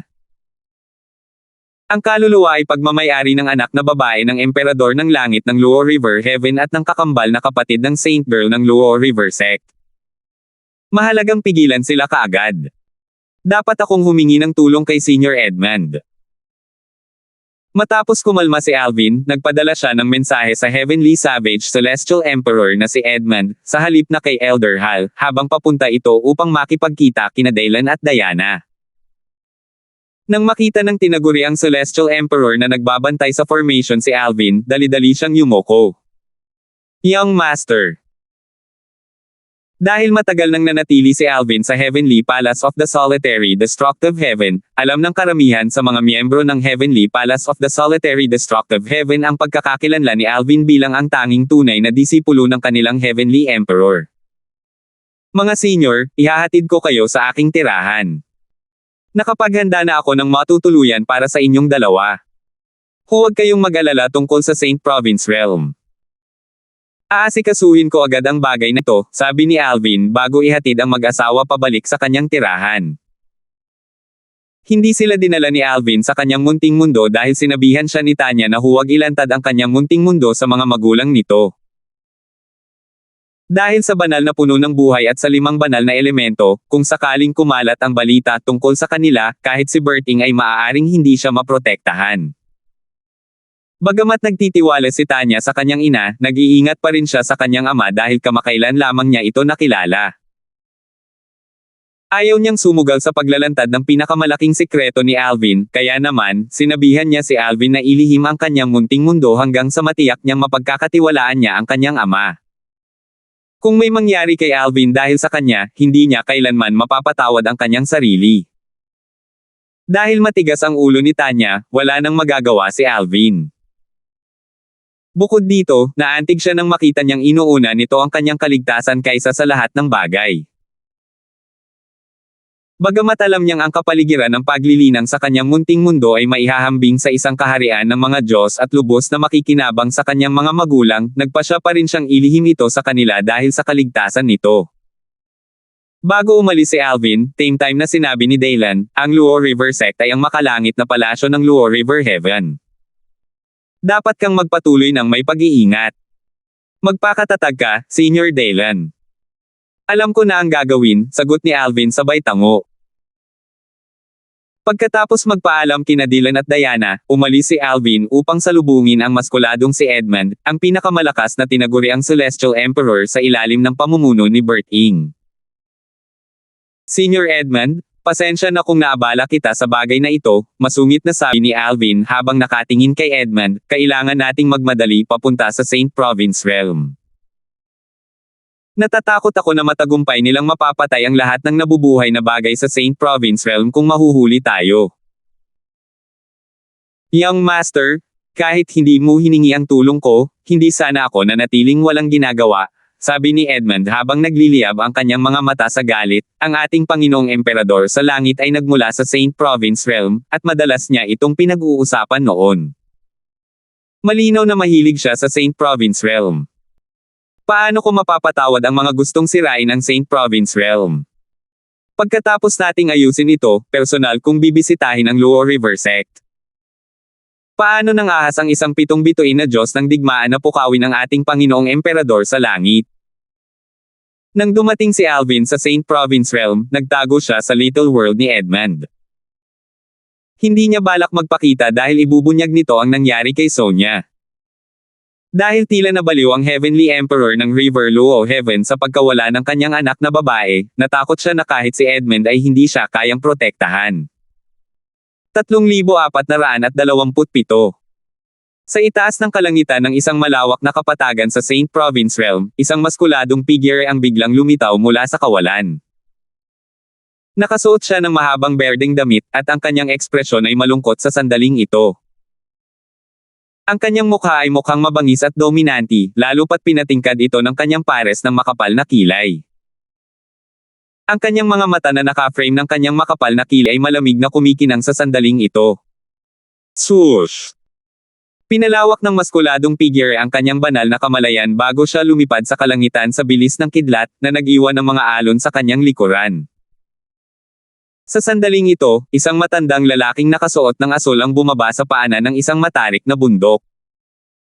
Isang disipulo na nagbabantay sa paanan ng bundok ang nagtanong, "Sino ka? Ano ang nagdala sa iyo sa General Direction Sect? Naparito ako para patayin kayong lahat." Nang bumaba ang boses ng matanda, kumislap ang kanyang mga mata. Kasabay nito, isang butas ang lumitaw sa glebela ng disipulong nagbabantay sa paanan ng bundok. Nangyari ang lahat sa isang kisap mata lamang. Nang makabawi ang ibang mga disipulo, ang patay na disipulo ay bumagsak na sa lupa kasabay ng isang malakas na kalabog. Lubhang nagbago ang kanilang mga ekspresyon at napuno ng takot ang kanilang mga mata nang makita nila ang kanilang natumbang kasama. Magulat ka agad sa pinuno ng sekta. Inaatake tayo. Bilisan mo. Magulat ka sa pinuno ng sekta. Sunod-sunod na sigaw ng mga disipulo habang lumilipad sila patungo sa tuktok ng bundok. Isang tao lang ang kailangan para magulat sa pinuno ng sekta. Walang pakialam na sabi ng matandang lalaki. Itinaas niya ang kanyang kamay at itinuro sa hangin bago lumabas ang ilang guhit ng liwanag na parang mga bulalakaw, na tumutusok sa mga glebela ng mga disipulo. Sa huli, lahat ng mga disipulo, maliban sa disipulong pinakamabagal kumilos kanina, ay namatay. Ang tanging nakaligtas ay isang binata. Sa oras na ito, ang kanyang mukha ay kasing putla ng isang papel. Siya ay nanigas sa kinatatayuan, takot na takot gumalaw o huminga ng malakas. Ang kanyang mga kapwa-disipulo na mas malakas at mas mabilis ay madaling napatay ng matandang lalaki sa harap niya. Paano siya, na mas mahina, ay nakatakas? Ano pang hinihintay mo? Kung hindi ka magre-report sa pinuno ng sekta mo, mabuti pang samahan mo na lang ang mga kasama mo sa kamatayan. Lubhang nagbago ang ekspresyon ng binata nang marinig ang mga sinabi ng matanda. Kumilos ang kanyang katawan habang nagmamadaling hanapin ang pinuno ng sekta. Bagamat ang General Direction Sect ay hindi isang nangungunang puwersa sa Saint Province Realm, isa pa rin itong medyo makapangyarihang sekta na may maraming powerhouse na halos kapantay ng isang martial emperor. Nang malaman ng mga matataas na opisyal ng sekta ng pangkalahatang direksyon na may pumatay sa kanilang mga disipulo, sila ay nagalit ng husto. Sa kasamaang palad, madali silang napatay ng matanda sa pamamagitan lamang ng isang hampas ng palad. Ang mga nakaligtas mula sa pangkalahatang direksyon ay natakot at nangilabot nang makita nila ito. Sino siya? Kahit ang mga martial emperor ay wala namang kasing lakas niya, di ba? Sus Mariosep. Paano nagawa ng General Direction Sect na pukawin ang isang napakalakas na makapangyarihang grupo? Ang mga nakaligtas sa General Direction Sect ay labis na nawala ng pag-asa. Mabilis na kumalat ang balita ng massacre sa pangkalahatang direksyon, na nagdulot ng kaguluhan sa sekta nang marami ang nagtangkang tumakas para iligtas ang kanilang buhay. Sa kasamaang palad, casual lamang na itinaas ng matandang lalaki ang kanyang kamay bago sumulpot ang mga guhit ng liwanag patungo sa lahat ng miyembro ng General Direction Sect na parang mga missile na nakatutok sa kanilang mga target. Hindi nagtagal at napatay ang lahat ng miyembro ng General Direction Sect. Dahil dito, isang nasyahang ekspresyon ang lumitaw sa mukha ng matanda. Ang pagpatay ay isang sining na dapat tamasahin. Hindi alam ng mga taong mababait at walang hiya kung paano malasap ang pakiramdam. Ang matandang lalaki ay isa sa mga Celestial Emperor mula sa Luo River Sect.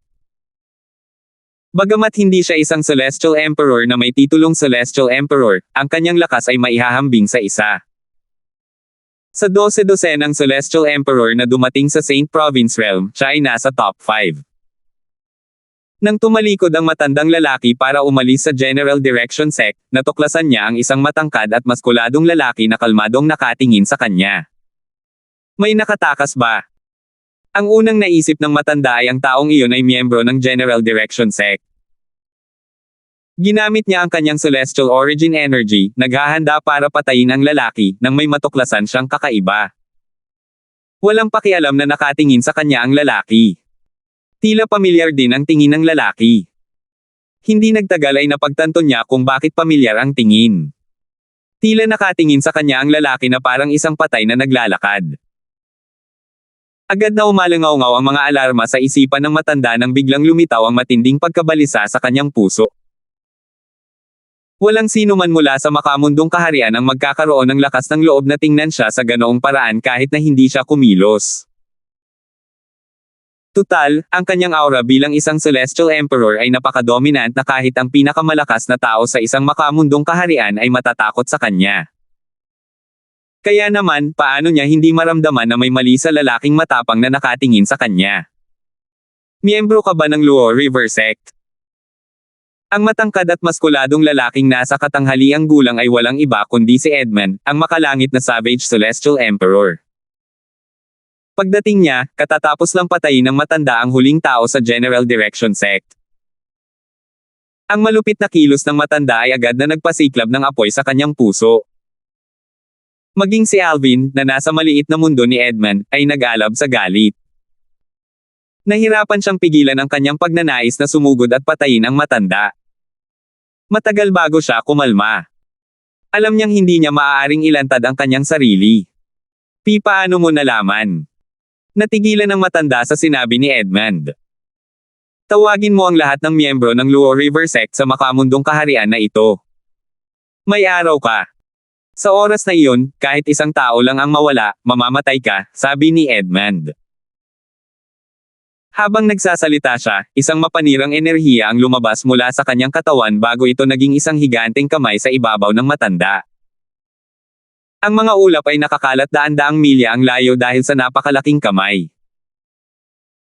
Batay sa enerhiya ng higanteng kamay, masasabing ito ay nabuo ng celestial origin energy ng isang 10-direction celestial emperor na pinalakas ng mahigit 3 lalim mula sa batas ng pagkawasak.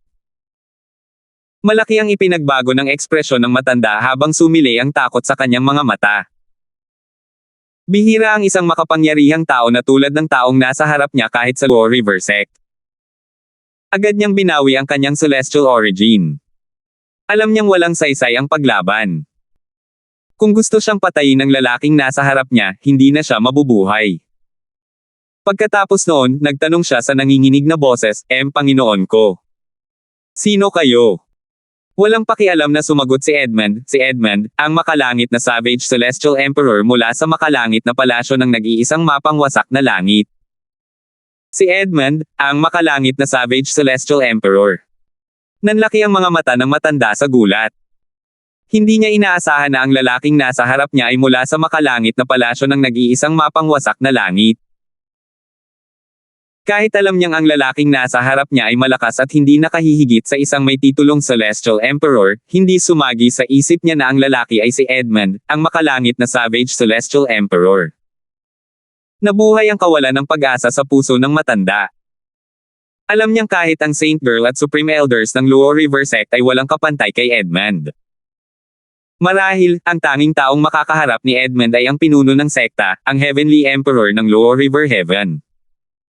Panginoon Edmund, maaari ko bang itanong kung bakit? Hinahanap mo ang mga miyembro ng Luo River Sect sa makamundong kaharian na ito. Nauutal na sabi ng matanda. Tumindi ang masamang kutob sa puso ng matanda. Napaisip siya kung si Edmund ba ang dagdag na sundalong tinawag ng dalawang hindi pamilyar na emperador ng langit. Nabalitaan niya mula sa kanyang mga kasama kanina na isa sa kanila ay nakalubong ang dalawang emperador ng langit. Tila nagmamadaling umalis ang dalawang emperador ng langit matapos malaman ang layunin ng Luo River Sect. Nahulaan ng dalawang tinaguriang emperador ng langit na nanguna sa kanila rito na nagmamadaling umalis ang dalawa upang humingi ng dagdag na sundalo. Sino ang mag-aakala na totoo ang mga haka-haka? Higit sa lahat, ang dagdag na sundalong hiniling ng dalawang emperador ng langit ay si Edmund, ang makalangit na savage na emperador ng langit mula sa makalangit na palasyo ng nag-iisang mapang wasak na langit. Si Edmund, ang makalangit na Savage Celestial Emperor, ay kilala sa lahat ng Devata Realms. Siya ay naging tanyag hindi lamang dahil sa kanyang lakas kundi dahil din sa kanyang posisyon bilang kanang kamay ni Berting.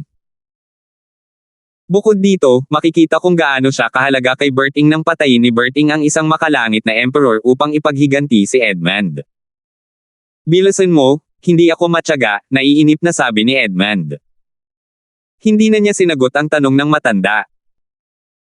Mabilis na nagpadala ng mensahe ang matanda para tawagin ang kanyang mga kasamahan ng walang pag-aalinlangan at ibinalita sa kanila ang tungkol kay Edmund. Hindi na kailangang sabihin pa, ang ibang miyembro ng Luo River Sect ay labis na nagulat nang matanggap nila ang mensahe. Ha! Si Edmund. Ang makalangit na savage na Celestial Emperor mula sa makalangit na palasyo ng nag-iisang mapang wasak na langit. Mga langit. Sino ang dalawang emperador na celestial na iyon? Nagawa pa nilang humingi ng tulong kay Edmund. Oy! Alam mo ba noong pinatay ng Heavenly Emperor ng Solitary Destructive Heaven ang isa pang Heavenly Emperor para ipaghiganti si Edmund, ang lakas niya ay maihahambing na sa ating Panginoong Heavenly Emperor noong panahong iyon. Hindi tayo makakapunta. Paano kung mapatay niya tayo? Natural lamang na atubili ang mga miyembro ng Luo River Sect sa Saint Province Realm na makipagkita kay Edmund. Nang marinig ang mga tugon ng kanyang mga kasama, pinagsisihan ng matanda ang pagsasabi sa kanila ng totoo. Tutal, kahit na hindi dumating ang isa sa kanila, papatayin siya ni Edmund. Pagkaraan ng ilang sandali, sinubukan niyang itama ang kanyang pagkakamali at nagpadala ng isa pang mensahe sa kanyang mga kasama. Pasensya na. Isiniwalat ko na ang lahat ng pangalan ninyo kay Edmund. Sinabi niya na kung hindi kayo lahat sisipot, hahabulin niya kayong lahat kahit umalis kayo sa Luo River Sect at sa Luo River Heaven. Sinabi niya na hanggat sumipot kayo, ililigtas niya ang buhay ninyo. Matapos makinig sa pangalawang mensahe ng matanda, agad na itinigil ng mga miyembro ng Luo River Sect ang kanilang ginagawa at nagtungo sa General Direction Sect. Wala pang kalahating araw, lahat sila ay nagtipon na sa sekta. Nang makita ng mga taong ito si Edmund, yumuko sila at binati si Edmund sa nanginginig na boses. Lord Edmund. 3,428. Nasaan ang dalawang may titulong Celestial Emperor? Walang pakialam na tanong ni Edmund habang inililibot ang tingin sa mga miyembro ng Luo River Sect. Samantala, galit na tinitigan sila ni Alvin mula sa maliit na mundo ni Edmund. Panginoong Edmund.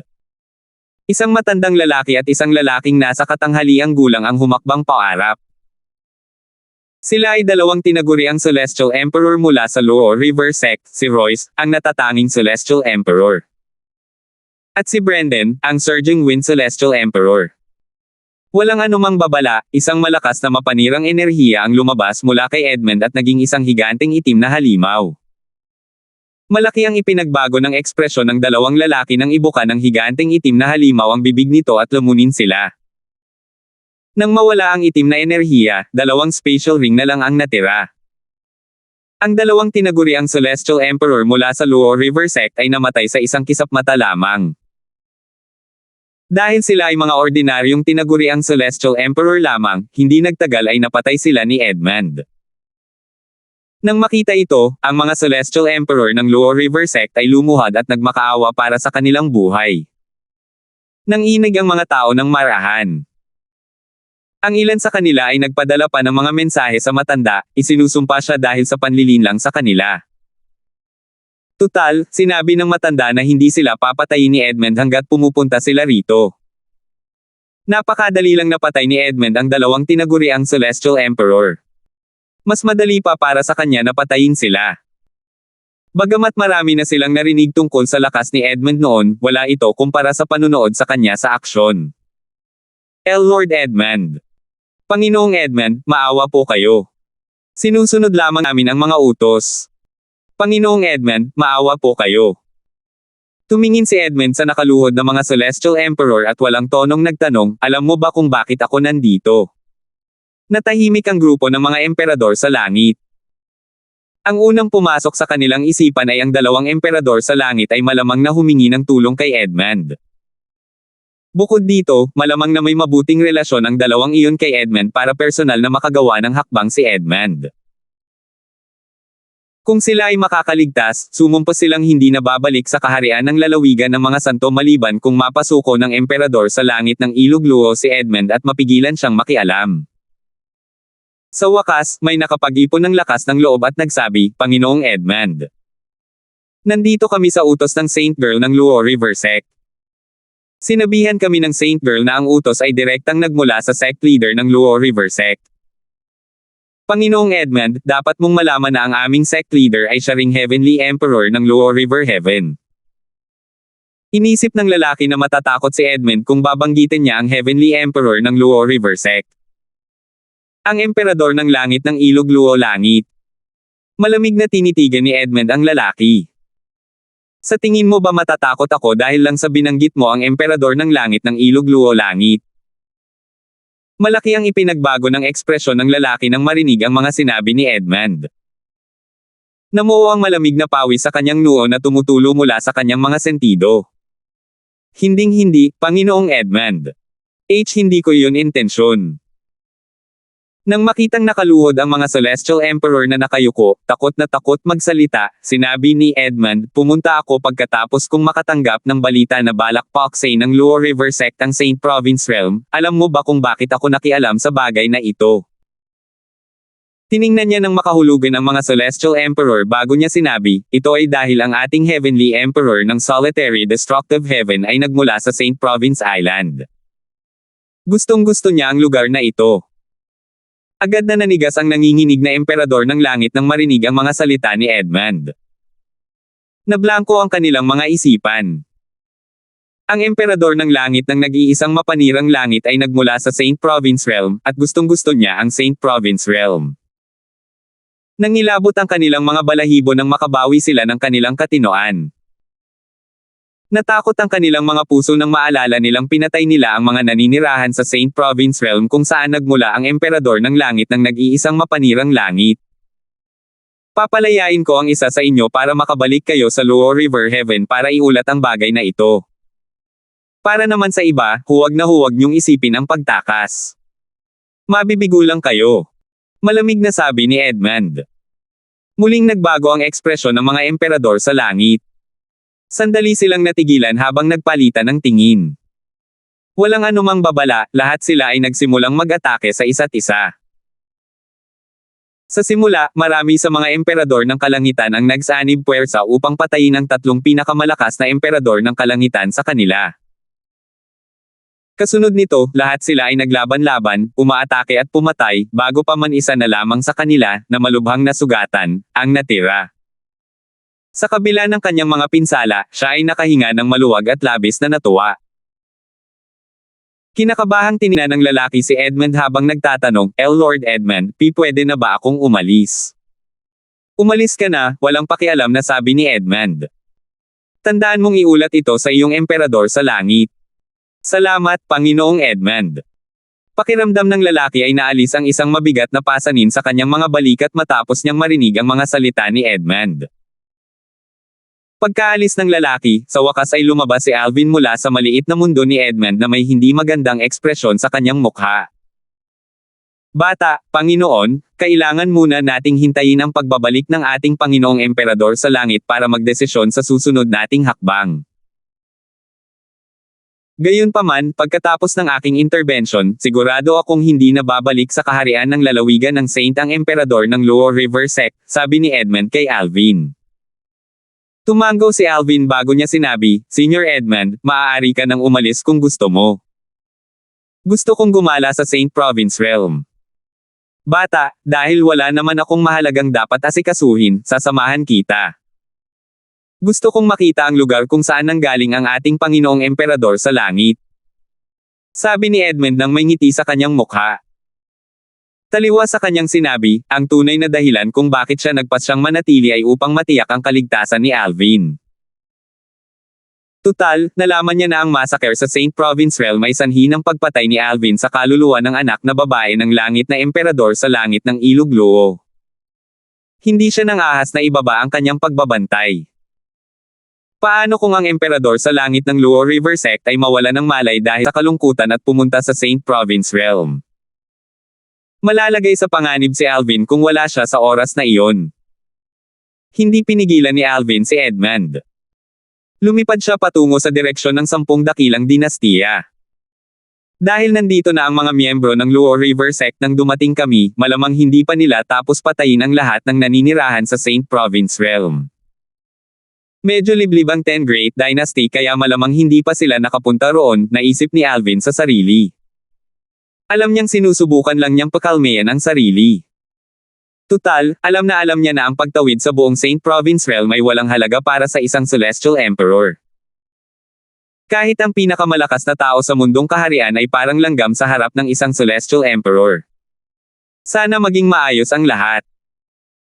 Bagamat karamihan sa mga taong pinapahalagahan ni Alvin ay umalis na sa Saint Province Realm o pumanaw na, ang kanilang mga inapo ay nanatili. Natural lamang na ayaw niyang may mangyaring masama sa kanila. Samantala, ang tanging nabubuhay na emperador ng Celestial, isang lalaking nasa katanghaliang gulang na nakasuot ng mahabang berdeng damit na may malajade na kutis, mula sa grupong ipinadala sa Saint Province Realm ay sa wakas ay nakarating sa Luo River Sect. Kung siya ang bahala, hindi na siya babalik sa Luo River Sect. Gayunpaman, maaari niyang iwanan ang kanyang pamilya at mga kaibigan na nasa Luo River Sect pa rin. Lord Saint Girl. Balis ang tawag ng lalaki na may takot sa mukha. Anong nangyayari? Ang babaeng santo ng sektang Ilog Luo ay si Jasmine. Siya biolohikal na anak ni Linda, ang emperador ng langit sa Ilog Luo. Nang marinig niya ang boses at ekspresyon ng lalaking nasa katanghaliang gulang, alam niyang may mali. Lord Saint Girl? Maliban sa akin, lahat ng ipinadala sa Saint Province Realm, kasama na sina Lord Brendan at Lord Royce, ay patay na, sabi ng nasa katanghaliang gulang habang nakayuko. Hindi mapigilan ng kanyang katawan ang panginginig habang iniuulat ang bagay na ito kay Jasmine. Ano? Biglang nagbago ang ekspresyon ng mukha ni Jasmine. Paano nangyari iyon? Sa grupo ng mga Celestial Emperor at dalawang may titulong Celestial Emperor, isa lang ang nakaligtas sa mundong ito. Magsalita ka. Anong nangyari? Nagdilim ang ekspresyon ni Jasmine. Hindi niya inaasahan na lahat ng lalaking ipinadala niya sa Saint Province Realm, maliban sa isa, ay namatay na. Paano makakalaban ng sinuman sa mundong ito ang isang Celestial Emperor, lalo na ang isang grupo ng mga Celestial Emperor at dalawang tinatawag na Celestial Emperor? Lord Saint Girl? Ito ang Heavenly Savage Celestial Emperor, si Edmund. Pumunta siya sa Saint Province Realm at nakialam. Pagkatapos noon, ipinarating ng lalaking nasa katanghaliang gulang ang mga salita ni Edmund kay Jasmine. Nakialam ang makalangit na Savage Celestial Emperor na si Edmund dahil ang kanilang makalangit na Emperor na si Berting ay nagmula sa Saint Province Realm at mahilig sa lugar na iyon. Natigilan si Jasmine. Alam niyang sadyang hindi pinatay ni Edmund ang lalaking nasa katanghaliang gulang. Kung hindi, hindi sana nakaligtas ang lalaking nasa katanghaliang gulang. Lalo na ang nasa katanghaliang gulang kahit siya ay walang kapantay kay Edmund. Hindi niya talaga inaasahan na si Berting ay nagmula sa Saint Province Realm. 3,429. Paano nangyari ang ganitong pagkakataon? Nahirapan paniwalaan ito ni Jasmine. Paano nangyari ang ganitong pagkakataon? Ang mundong kaharian kung saan nagmula sina Sonia at Alvin ay siya ring pinagmulan ni Berting, ang Heavenly Emperor ng Solitary Destructive Heaven. Bukod dito, ang mga lalaking ipinadala niya upang patayin ang mga naninirahan sa Saint Province Realms ay natuklasan ng Heavenly Palace ng Solitary Destructive Heaven. Hindi lang iyon, kundi pati na rin si Edmund, ang Heavenly Savage Celestial Emperor, na siyang pinakamalakas na tao matapos personal na kumilos si Berting sa Heavenly Palace ng Solitary Destructive Heaven. Tumingin si Jasmine sa lalaking nasa katanghaliang gulang at sinabi sa mahinang boses, "Sabihin mo sa akin ang lahat." Paano natuklasan ng langit ng palasyo ng nag-iisang mapangwasak na langit ang bagay na ito sa ganoong kabilis na paraan? Panginoong Santa Girl, nabalitaan kong may nakabanggang isang lalaking emperador ng langit at isang babaeng emperador ng langit bago pa man mangyari ang lahat ng ito. Dapat ang dalawang iyon ang nagulat sa palasyo ng langit ng nag-iisang mapanirang langit tungkol sa bagay na iyon, seryosong sabi ng nasa katanghaliang gulang. Sa katunayan, malamang na ang dalawang iyon ay mula rin sa palasyo ng langit ng nag-iisang mapanirang langit. May posibilidad na sila ay nakapwesto doon ng palasyo ng langit ng nag-iisang mapanirang langit. Isang lalaki at isang babaeng Celestial Emperor. Kumnat ang noo ni Jasmine. Oo. Tumango ang lalaking nasa katanghaliang gulang. Narinig kong nakasalubong sila ng dalawa sa mga kasama ko. Gayunpaman, nang malaman nila ang tungkol sa aming layunin sa Saint Province Realm, dali-dali silang umalis gamit ang isang formation compass. Pagkatapos noon, dumating ang Heavenly Savage Celestial Emperor sa loob ng isang oras. Natahimik sandali ang lalaking nasa katanghaliang gulang bago nag-aalalang nagsalita, para sa Heavenly Palace of the Solitary Destructive Heaven na magpadala ng dalawang Celestial Emperor para bantayan ang isang makamundong kaharian. Natatakot ako na ang Heavenly Emperor of the Solitary Destructive Heaven ay tiyak na may malalim na damdamin para sa makamundong kaharian na iyon. Bukod dito, sa dalawang gwardya, isa sa kanila ang may lakas na halos maihahambing sa isang may titulong Celestial Emperor. Dahil dito, makikita natin kung gaano kahalaga ang ibinigay na kahalagahan ni Heavenly Emperor Berting sa Saint Province Realm. Hindi na kailangang sabihin pa, naisip din ito ni Jasmine. Agad na bumangon ang isang alon ng pagkadismaya sa kanyang puso. Nang kumalma siya, malamig niyang tiningnan ang lalaking nasa katanghaliang gulang at sinabing, "Ikaw. Sumama ka sa akin para makilala ang pinuno ng sekta." Dahil doon, umalis ang dalawa upang makipagkita kay Linda, ang pinuno ng sekta ng Lower River Sect at ang Heavenly Emperor ng Lower River Heaven. Nang malaman ni Linda ang nangyari mula kay Jasmine at sa lalaking nasa katanghaliang gulang, siya ay natigilan. Si Berting ay nagmula rin sa Saint Province Realm. Bukod pa rito, nagpadala pa siya ng dalawang Celestial Emperor, isa na halos kapantay ng isang may titulong Celestial Emperor, upang bantayan ang makamundong kaharian na iyon.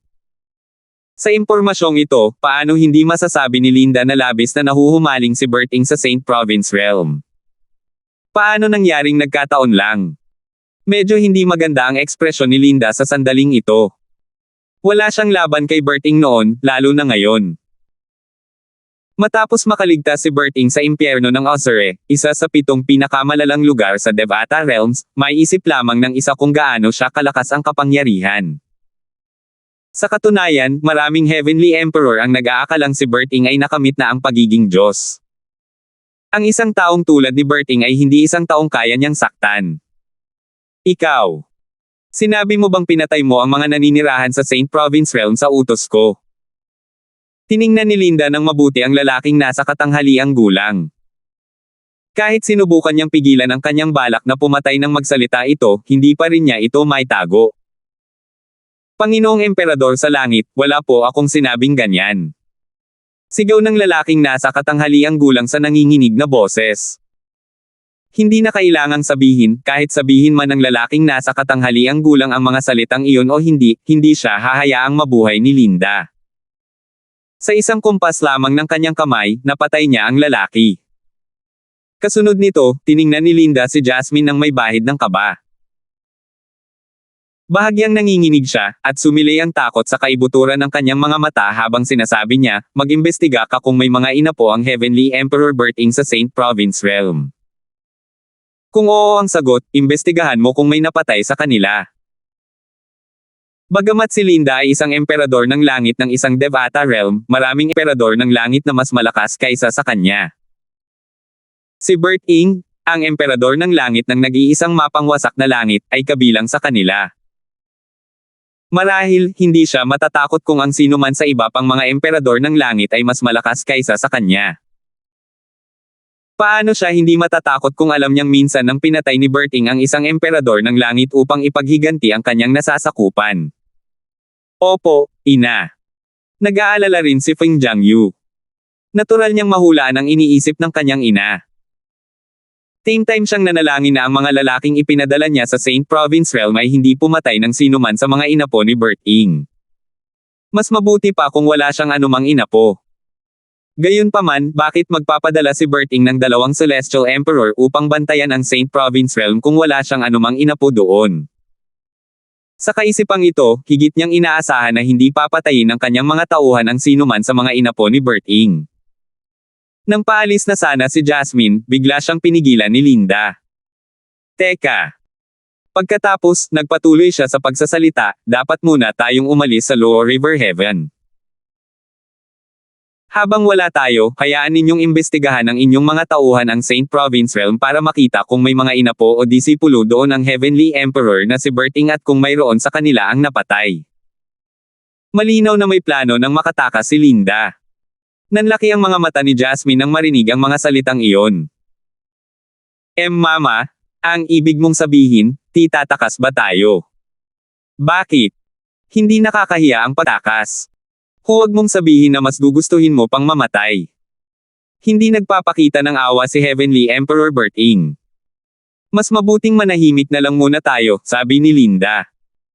Bago umalis sa Lower River Heaven, nagtago sila sa kung saan sa Lower River Heaven upang gumawa ng mga kaayusan para sa Lower River Sect at nagpadala ng mga tauhan sa Saint Province Realm. Walang kamalay-malay si Alvin na si Linda, ang emperador ng langit sa Ilog Luo, at ang anak nitong si Jasmine, ay tataka sa sandaling malaman nila ang tungkol sa bagay na ito. Kung alam lang niya ito, tiyak na humanga siya kung paano ang pangalan pa lamang ni Berting ay kakilakilabot at iginagalang. Nang sa wakas ay dumating sina Alvin at Edmund sa 10 dakilang dinastiya, nakita niya na ito ay pininturahan ng pula ng dugo. Walang kahit isang nabubuhay na kaluluwa ang nakita sa 10 dakilang dinastiya. Wala ni isa sa mga inapo ng kanyang mga kaibigan at kakilala ang nakaligtas sa massacre. Hindi, namula ang mga mata ni Alvin, at nanginag ang kanyang katawan. Sinunog ng apoy ng puot ang kanyang puso, dahilan para kumalat ang kanyang celestial origin energy. Nangyari na ang bagay na pinakainaalala niya. Pinatay ng mga mula sa Lower River Sect ang lahat ng nabubuhay na bagay sa 10 dakilang dinastiya. Nakikiramay ako, batang Panginoon. Sa kanilang paglalakbay dito, nalaman ni Edmund na ang bayan ni Alvin ay matatagpuan sa lugar na ito.